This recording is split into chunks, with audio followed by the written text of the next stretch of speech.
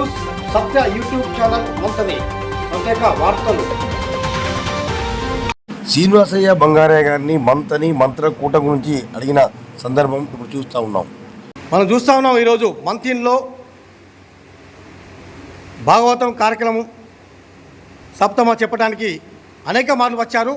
వారు ఎన్నో వేదికల మీద దేశ విదేశాల్లో కూడా చెప్పినటువంటి శాస్త్ర ప్రవీణటువంటి ప్రవచకులు మరి మంత్ర కూటమి అని చాలా విశేషంలో చెప్పారు. ఈ సందర్భంగా వారితో మనం సత్య యూట్యూబ్ ఛానల్ ముఖాముఖి అడుగుతూ ఉన్నాం. చెప్పండి సార్, ఈ మంత్రి గురించి, ఈ యొక్క ప్రవచనాల గురించి, మంత్రి గురించి కూడా చెప్పండి, ప్రవచనాల గురించి చెప్పండి. మంథని అత్యంత సనాతనమైన పురాతనమైనటువంటి గ్రామం. ఇది కాశీ ఎట్లా పురాతనమో మంథని కూడా అంత పురాతనం అని చెప్పుకోవచ్చు. కారణం, గౌతమ మహర్షి మంత్రాలని దర్శించి ఋగ్వేద మండలాల్లో చేర్చినటువంటి ప్రాంతం ఈ ప్రాంతం. అందుకనే గౌతమేశ్వర ఆలయం అని ఉంటుంది మనకి ఇక్కడ అద్భుతంగా.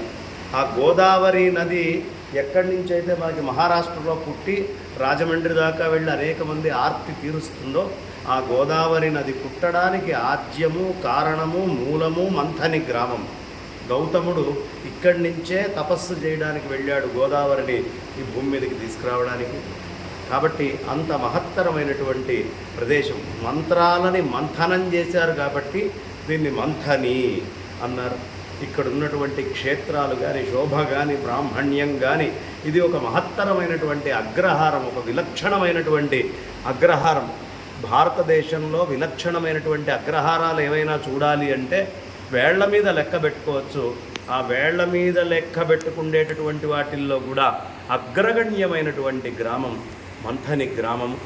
ఇక్కడ చాలా అద్భుతమైనటువంటి వాతావరణం అంతా ఉంటుంది.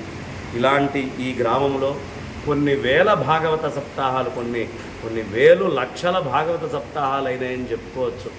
ఏ కార్యక్రమమైనా ఎప్పుడూ ఇక్కడ భాగవత సప్తాహాలు అవిచ్ఛిన్నంగా జరుగుతూ ఉంటాయి. ఇంతకుముందు సువర్ణ ప్రకాష్ గారి దగ్గరైనా కానీ, లేదు దుద్దేళ్ల వారింట్లో కానీ, లేదు ఇవాళ పంగునూరి వారింట్లో కానీ నేనే 3 భాగవత సప్తాహాలకు వచ్చాను అంటే ఎప్పుడూ ఇక్కడ భాగవత సప్తాహాలు. సత్యం పరం ధీమహి అనే మంత్రం భాగవతం ఆరంభం ఉంటుంది. సత్య టీవీ రావడం, వాళ్ళు దీన్ని కవర్ చేయడం, ఆ సత్యం అంటే కృష్ణయ్య రాబోతున్నాడనే సత్యం ఇక్కడ గోచరిస్తోంది. కాబట్టి చాలా అద్భుతమైనటువంటి పేరు ఛానల్ది. దీన్ని అనేక విధాలుగా వీక్షించి తరించాలి అని మనస్ఫూర్తిగా కోరుకుంటూ ఆ స్వామి మనల్ని అందరినీ అనుగ్రహించుగాక అని చెప్తూ స్వస్తి. నా వాణికి విరామాన్ని ఇస్తున్నాను. గురువారి చక్కటి సందేశానికి ఒక కామెంట్, ఒక లైక్, మీ అమూల్యమైన సందేశం. సత్య యూట్యూబ్ ఛానల్ మంతని సదా మీ సేవలో. ధన్యవాదాలు.